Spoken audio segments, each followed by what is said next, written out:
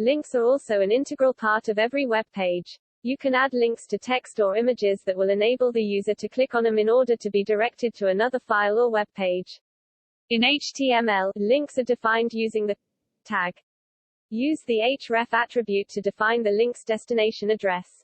Once the code has been saved, Learn Playing will display as a link. Learn Playing. Clicking on Learn Playing redirects you to www.playgame.com. The target attribute specifies where to open the link document. Giving a _blank value to your attribute will have the link open in a new window or new tab. In HTML, most elements are defined as block level or inline elements. Block level elements start from a new line. For example, h1 tag form tag li tag ol tag ul tag p tag pre tag table tag div tag etc.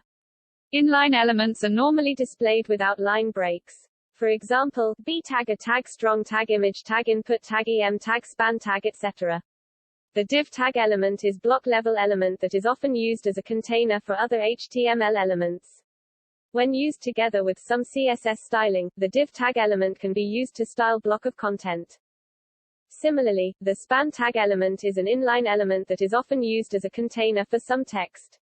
When used together with CSS, the span tag element can be used to style parts of the text.